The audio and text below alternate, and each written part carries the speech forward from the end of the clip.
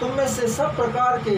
लोग यत्न और प्रयत्न के द्वारा, विश्वास के द्वारा कई प्रकार के विचारों से परमेश्वर के पास में आकर विनती, प्रार्थना, निवेदन और हर एक प्रकार की मन्नत और हर एक प्रकार की अभिलाषा के लिए ईश्वर के सामने प्रार्थना करते हैं। परमेश्वर इस बात को जानता है, परमेश्वर इन बातों को समझता है मेरे प्रियो। लेकिन परमेश्वर का वचन स्पष्ट तरीके से कहता है कि जब तक हमारे अंदर उसका स्वभाव नहीं है, जब तक हमारे अंदर उसका नेचर नहीं है, जब तक हमारे अंदर उसकी अभिलाषाएं नहीं है, जब तक हमारे अंदर उसका अभिषेक नहीं है, उसका अनाइटिंग नहीं है, उसका उपस्थिति नहीं है, तब तक हमारा ये यत्न, प्रयत्न, प्रयास, प्रार्थनाएं, मन्नतें जो है वो एक ताक में रखी हुई वस्तु के समान है, अर्थहीन और बिना किसी क्रियाशीलता के वो निष्क्रिय अवस्था में पड़ी हुई है। क्यों? क्योंकि हमें उसका स्वभाव नहीं है, हमें उसका स्वभाव नहीं है मेरे प्रियो। जिसने हमको अपनी समानता में, अपने गुण में, अपने व्यक्तित्व में, अपनी महिमा और अपने गुण में बनाया है, यदि हम उसकी महिमा और गुण में होंगे तो हम उसके स्वभाव से मेल खाएंगे। यदि हम उसकी महिमा और उसके गुण में नहीं है तो हम उसके स्वभाव से कभी भी मेल नहीं खाएंगे। दो व्यक्तियों की मित्रता तभी टिकती है, तभी चलती है जब उनकी सोच एक हो जाए, जब उनकी समझ एक हो जाए, उनके विचार एक हो जाए और उनके आपस में संबंध एक जैसे हो जाए, तब उनका जीवन में तालमेल रहता है। यदि उनका जीवन में तालमेल नहीं हो, यदि वो एक दूसरे को स्वीकार करने में असमर्थ है, एक दूसरे को मानने में असमर्थ है, एक दूसरे का आदर करने में असमर्थ है, एक दूसरे की बातों को सहन करने में असमर्थ है, उनके बीच में कभी भी मित्रता और संबंध नहीं हो सकते। परमेश्वर आपसे और मुझसे भी यही चाहता है कि यदि आपका और मेरे बीच में परमेश्वर का संबंध हो, आपके और मेरे बीच में परमेश्वर के रिश्ते हो, आपके और मेरे बीच में परमेश्वर के साथ में एक अटूट रिश्ता हो, तो उसके लिए हमको परमेश्वर के समान अपने आप को बनाना पड़ेगा।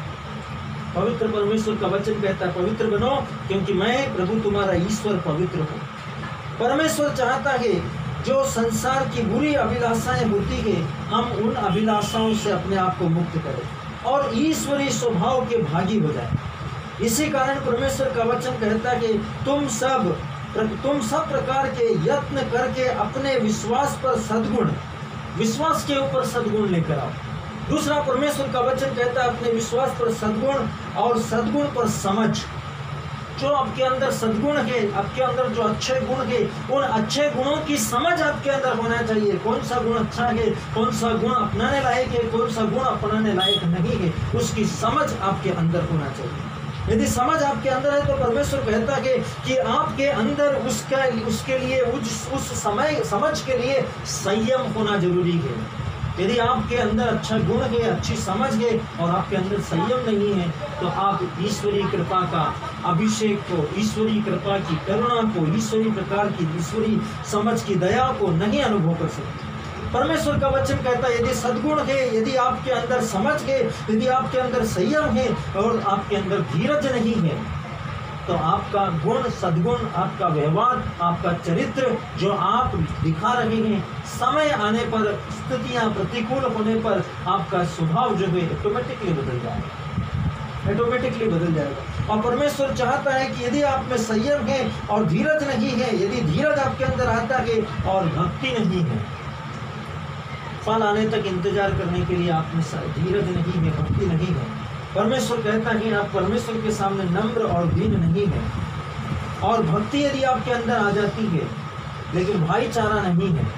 तो आप परमेश्वर के सामर्थ्य में नहीं है। हर एक गुण दूसरे गुण से जुड़ा हुआ है और परमेश्वर चाहता है यदि आप में भक्ति भी आ गई,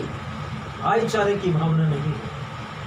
तो आपकी जो प्रार्थना, आपकी जो भक्ति है वो स्वार्थहीन होगी, स्वार्थ वाली हो जाएगी, वो मतलब वाली हो जाएगी, वो केवल दूसरे ऐसे लोगों के लिए हो जाएगी कि यदि कोई अमीर आपके पास में आ जाएगा, यदि कोई करोड़पति आपके पास में आ जाएगा, तो आप दूसरे रास्ते से उसको अंदर ले जाकर उसकी समस्या का समाधान करने के लिए उसको अंदर बिठा लेंगे। गरीब लोग बाहर ही खड़े हैं। परमेश्वर का वचन कहता है यदि आप में भक्ति है, आपके अंदर भाईचारा होना अनिवार्य है। यदि आपके अंदर भाईचारा है और प्रीत नहीं है, अपने भाइयों के प्रति, अपने लोगों के प्रति प्रीत नहीं है, समर्पण नहीं है, तो आपका वो भाईचारा, वो प्रीत कोई काम की नहीं। परमेश्वर कहता है यदि आप में प्रीत है तो उसके प्रेम में बढ़ते जाओ, उस प्रेम में बढ़ते जाओ। यदि आपके अंदर प्रेम है तो उस प्रेम में बढ़ते जाओ, क्योंकि यदि ये बातें तुम में वर्तमान में रहे और बढ़ती जाए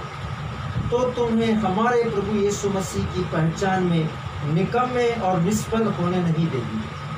यदि आपके अंदर इस प्रकार का गुण है, इस प्रकार का नेचर है, इस प्रकार का स्वभाव है, तो यीशु मसीह के आगमन के दिन आपको इनकार नहीं किया जाएगा। जब स्वर्गदूत छटनी करेंगे, भले लोगों में से अधर्मी लोगों को अलग करेंगे, अधर्मी लोगों में से धर्मी लोगों को अलग करेंगे, न्यायी लोगों को अलग करेंगे और दोषी लोगों को अलग करेंगे, तब उस समय आपका इन गुणों के कारण, आपके इस स्वभाव के कारण स्वर्गदूत परमेश्वर के लोगों में आपके नाम को लिखेंगे, परमेश्वर के लोगों में आपका नाम को गिना जाएगा। यदि आप